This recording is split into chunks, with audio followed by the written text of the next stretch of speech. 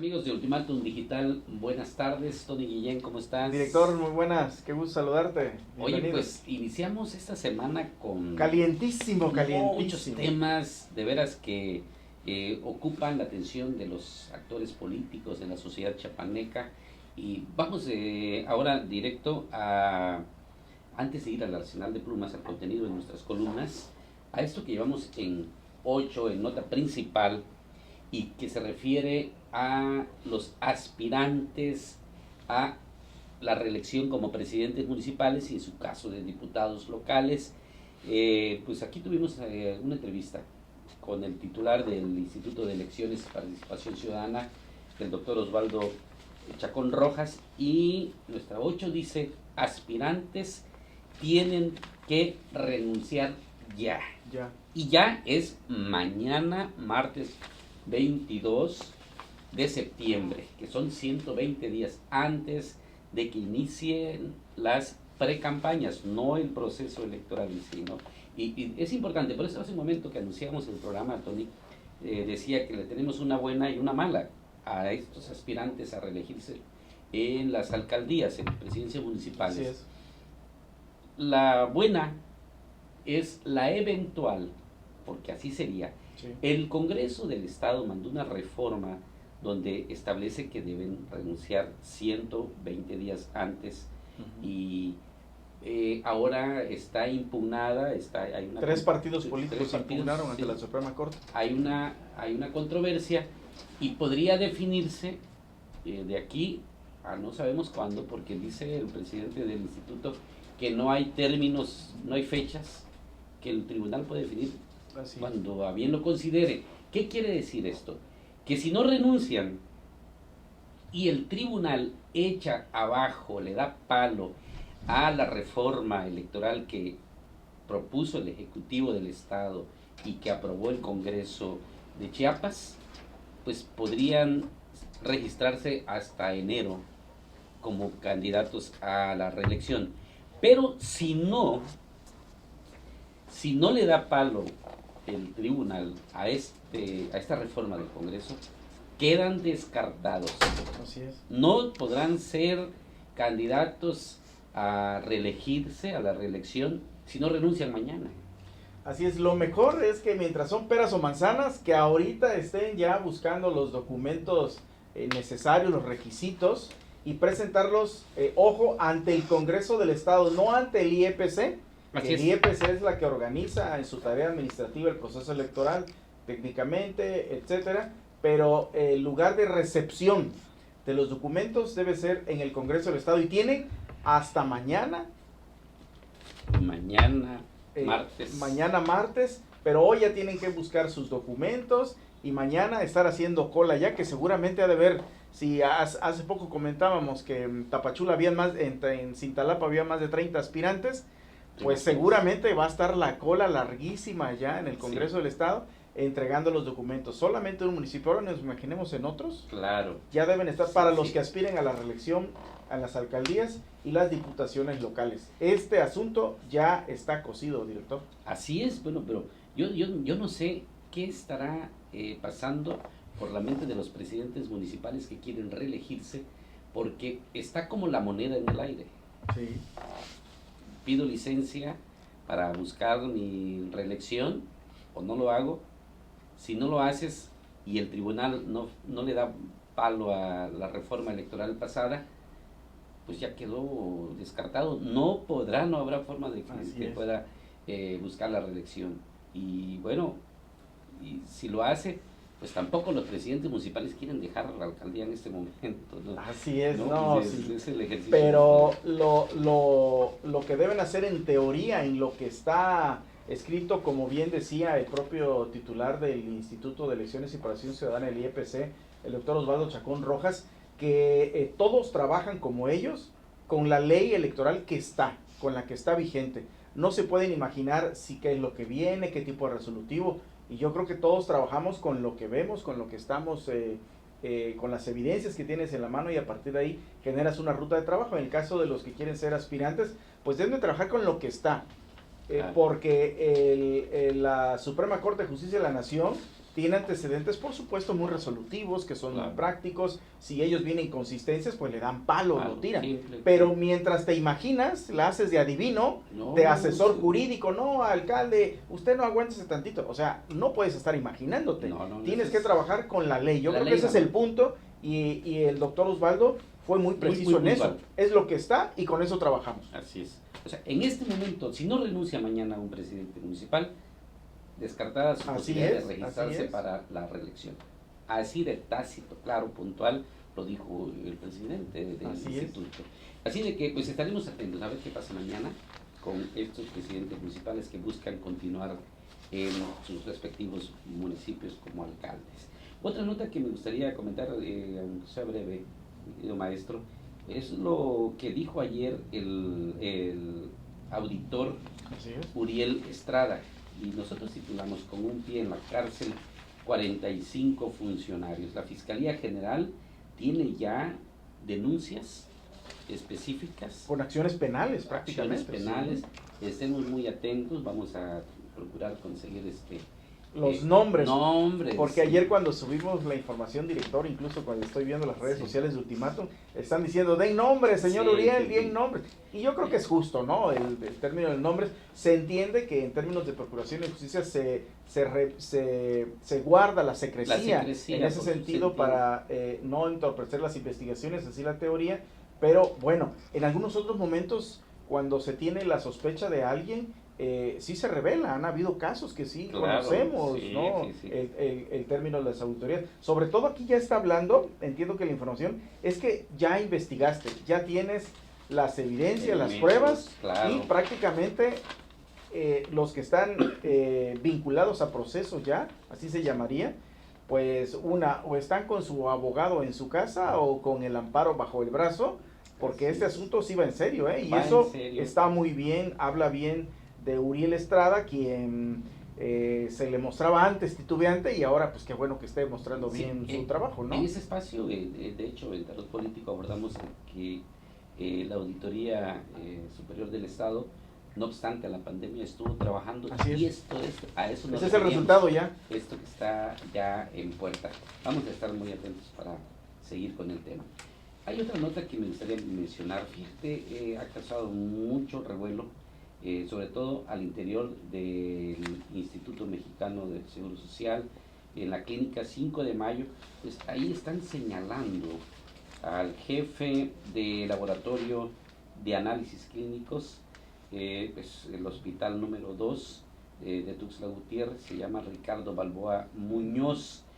A este funcionario le señalan muchas anomalías, además de acoso laboral, y me parece que otro tipo de acosos, y lo que nos están pidiendo, bueno, pues el director general del Seguro Social es un chiapaneco. ¿Cómo puede permitir los desmanes de un nefasto médico, que ahí tenemos el oficio donde están señalándolo de incurrir en muchas anomalías, en muchos abusos?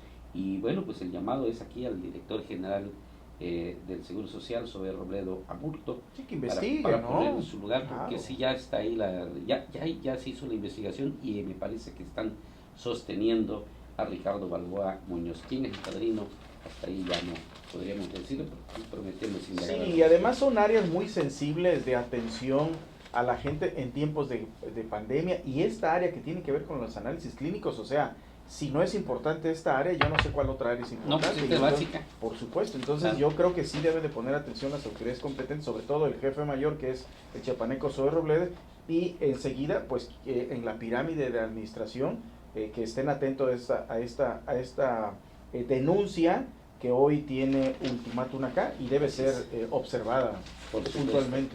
Y vamos a las columnas. Zoé, dice tu Hoy columna. coincidimos hoy con Zoé. Tú traes una historia y yo traigo otra. Bueno, ya regularmente en los candidatos en este espacio, que bien me has dado la oportunidad, director, de exponer particularmente cada candidato o candidata, y en este caso pues le tocó el turno a Zoé Robledo, ahí coincidimos. Oye, pero iniciemos con el tuyo, me parece muy interesante. Vienes recordando desde pues, la gubernatura de 69 días. 69, del papá de 59 días. 59 días, perdón, don Eduardo Robledo Rincón, pero que siguen ahí con la espinita, quieren. Sí.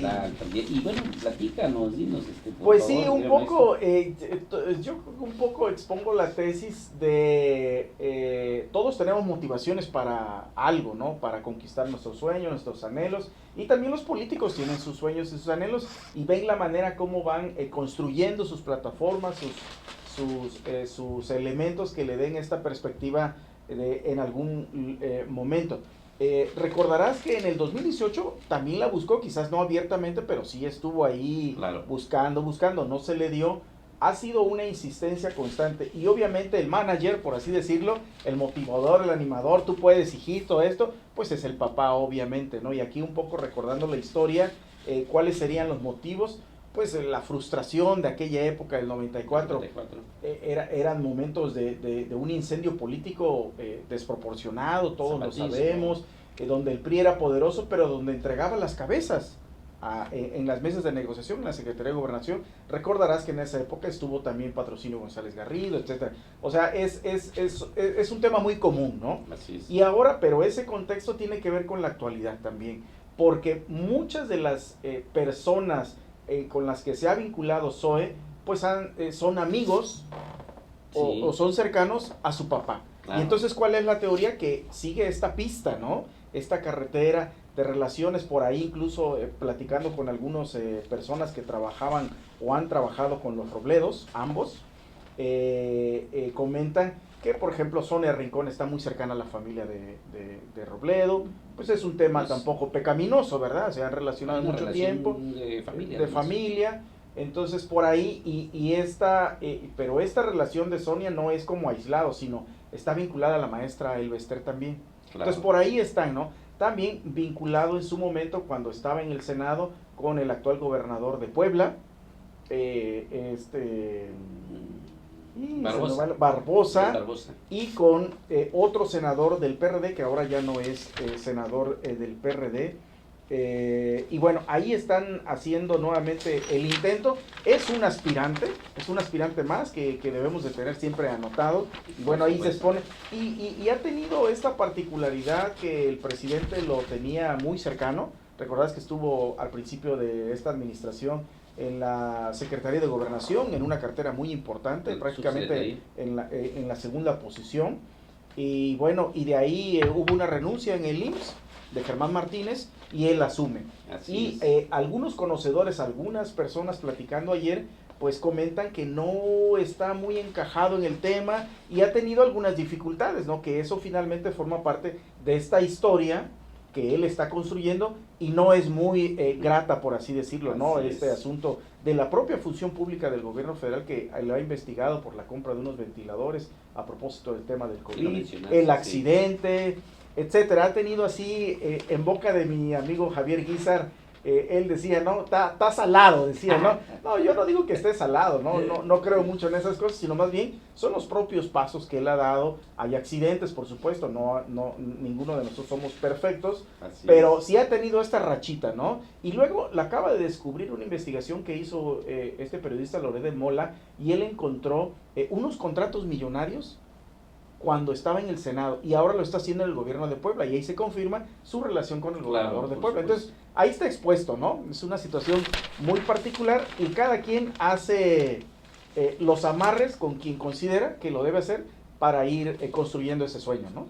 Bueno, cuando hablas de los negocios con el gobierno de Puebla, pues ahí confirma que pues el padrino político es Juan Sabines. Es correcto, sí. Él súper vinculado. Es él el que lo ha posicionado.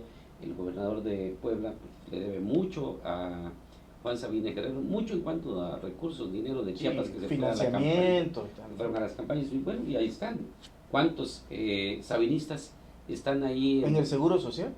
Y en el gobierno de Puebla. Varios, Raciel, todos. Nada más para empezar, Raciel. Y ahí le podemos mencionar a muchos más. Pero justo, como bien decías, maestro y hermano Tony, coincidimos en el tema, y yo abordo el caso de Zoe porque contrario a lo que hoy incluso en un desayuno me rebatían, dice, oye, no, lo que estás diciendo, tengo mi reserva, me decía un amigo muy enterado, porque estoy diciendo aquí de la alta traición de Humberto Pedrero Moreno, el diputado indígena con licencia. Que ni era indígena y estaba en distrito indígena. Así es, por el segundo federal, con cabecera en Bochil, que falsificó documentos. Le vamos a dar seguimiento a esa parte, a esa historia, porque resulta que era el secretario, primero era tesorero único del gobierno de Manuel Velasco, sí, a partir del 2014 al 16, y del 16 al 18 fue secretario de Hacienda del gobierno de Chiapas. Conoció todos los manejos financieros que hizo Manuel Velasco, y resulta que pues era secretario de Hacienda, pero también era ejidatario de una comunidad Llano Grande del municipio de Bochil, a la que asistía a las asambleas ejidales.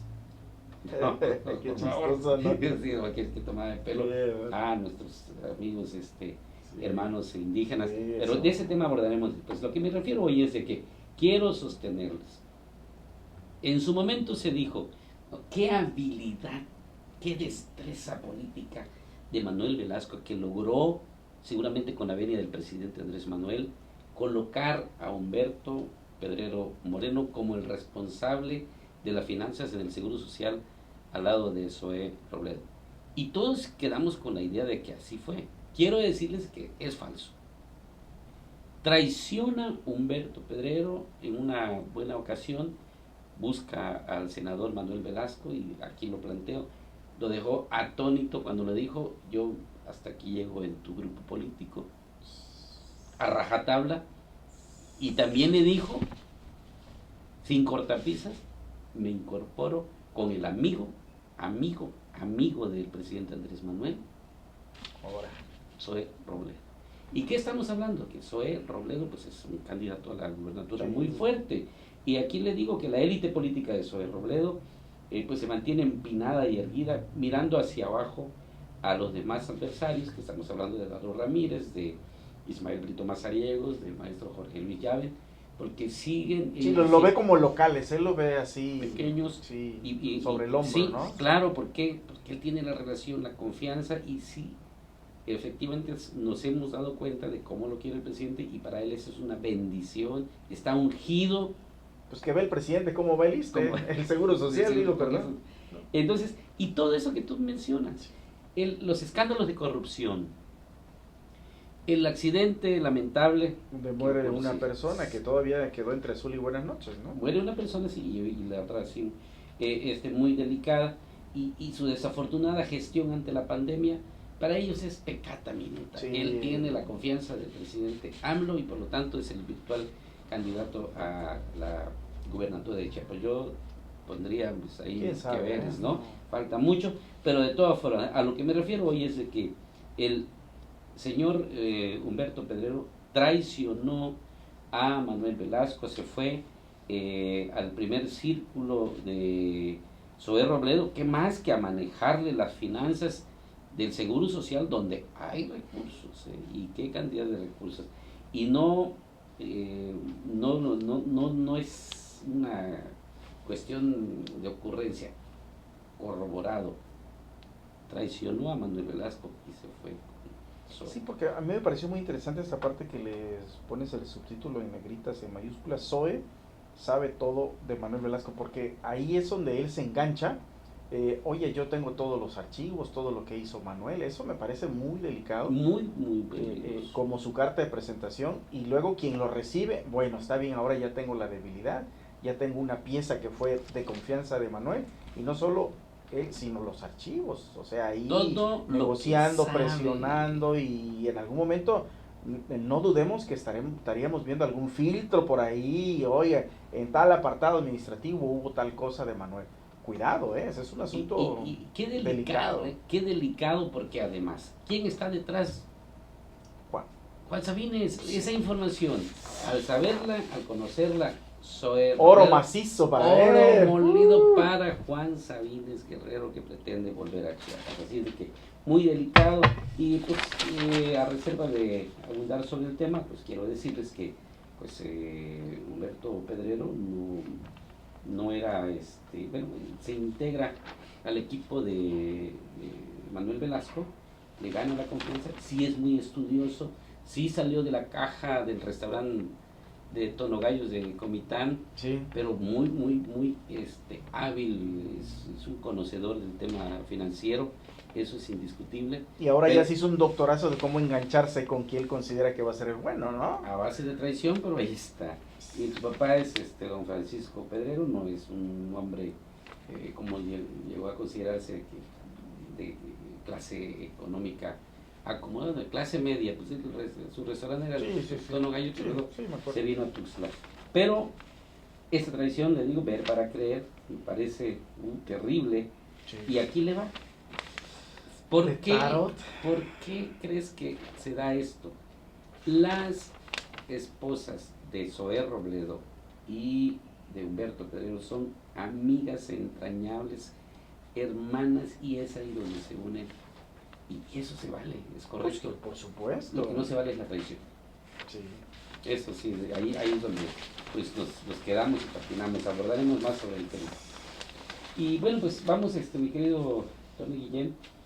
Agradezco a nuestro querido hermano Amado Ríos Valdés en Ecología Humana. Por cierto, está hablando de la vacuna contra pues esta muy interesante ese tema. Bien completo. Él trae un registro muy puntual, muy detallado de todo lo que ha pasado, eso con la necesidad de todos los países importantes del mundo, incluido México, de contar con una vacuna ya a la brevedad posible. Están haciendo las investigaciones. De hecho, coincide mucho la información que tiene Amado con lo último que ha salido, que incluso en la parte donde está participando México, los dos ensayos no han sido muy favorables. De hecho, lo subimos ayer en las redes sociales de Ultimátum. Los dos ensayos han tenido reacciones no gratas a la salud humana. Una reacción en la parte cerebral y otra en la espina dorsal. Las dos pruebas, un mexicano y una mexicana en Estados Unidos. Y entonces por ahí está. Y me parece muy oportuno toda esta secuencia que hace de la necesidad de tener una vacuna lo más pronto posible, pero también choca contra la política, como él mismo dice, ¿no? Que tiene que ver con la economía, en algunos lugares donde hay procesos electorales como en Estados Unidos, que le apremiaba a Donald Trump como ser parte de un trampolín y reafirmar su mandato allá en la Unión Americana, pero le ganaron los rusos. Ellos dijeron que tienen la vacuna. Lea con calma, está muy interesante. Yo lo leí y la verdad es que sí queda uno nutrido de información pertinente y comprobada, muy bien argumentada, de nuestro amigo Amado Ríos Valdés. Aquí le mando un fuerte abrazo. Pues lamentablemente pues, sufrió coronavirus, ya está bien de salud, ¿no? Por eso no había escrito. Saludos, mi querido Amado. Bueno, pues, ahora sabe de lo que se trata ese asunto. Sí. Oye, antes de irnos a la columna de Juan Carlos Calimayor, gracias a quienes nos han escrito. Ciro Ríos Lara, nuestro gran amigo, nos dice, y seguidor siempre, que Zoé pues ha declarado ser michoacano. ¿Te acuerdas de aquel? Sí. Que estuvo ahí el presidente Andrés Manuel, y pues ahí creo que es de Zitácuaro, me parece, ¿no? De donde es doña Alejandra Aburto.